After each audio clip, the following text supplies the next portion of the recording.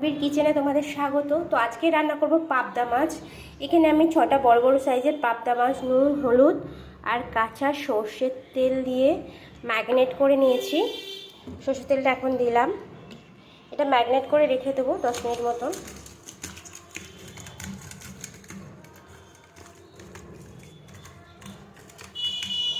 এটা ঢেকে রেখে দিই।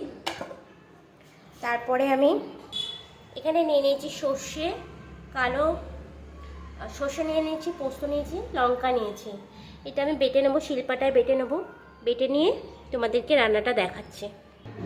এখানে কড়াইতে আমি সর্ষের তেল ব্যবহার করব, কারণ আমরা বেশিরভাগ সাদা তেলেই খাই, সাদা তেলেই রান্না করি। কথা বলতে বলতে কিছু কথা মিস্টেক হয়ে যায়, তো এটাকে ইগনোর করে দিও।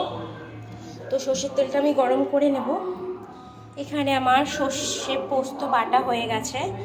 এখানে আমি টমেটো রেডি করে নিয়েছি, আজকে পিউরি বানাবো আমি, কেটে কেটে দেবো না তরকারিতে।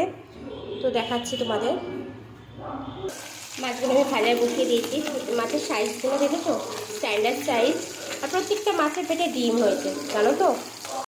এখানে আমি দিয়ে দেব কালো জিরে, তেজপাতা। মাছটা ভাজতে ভাজতে জানো তো আমার চোখে একটু তেলের ছিটা পড়েছে, জ্বালা করছে। টমেটোটা দিয়ে দিলাম, টমেটো পেস্টটা দিয়ে দিলাম, একটু ঢেকে দেবো। এখানে এবার আমি দিয়ে দেবো সর্ষে ও পোস্ত বাটাটা। আমার টমেটো থেকে তেলটা ছেড়ে দিয়েছে। একটু জল দিয়ে দেবো, একটু হলুদ লবণ, স্বাদ মতো লবণ তোমরা দিয়ে দেবে, একটু মিষ্টি দিয়ে দেবে। এবার পাবদা মাছগুলো আমি ঝোলের মধ্যে দিয়ে দিচ্ছি একে একে।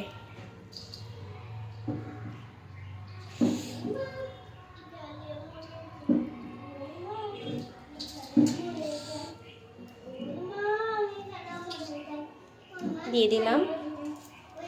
এবার ফুটে গেলে কাঁচা সর্ষের তেল দিয়ে আর ধনেপাতা কুচি দিয়ে নামিয়ে ফেলবো। আমার পাবদা মাছ রেডি হয়ে গেছে, আমি পাত্রে ঢেলে নিয়েছি। দেখুন বন্ধুরা, আমি বেশি গ্রেভি রাখিনি, একটু মাখা মাখা না হলে ভালো লাগে না, এটা বেশি গ্রেভি নয়। তো বাই বন্ধুরা, যদি ভালো লাগে তো লাইক করে দিও, কমেন্ট করে জানিও কি রান্না করব। বাই, আর সাবস্ক্রাইব করতে ভুলো না।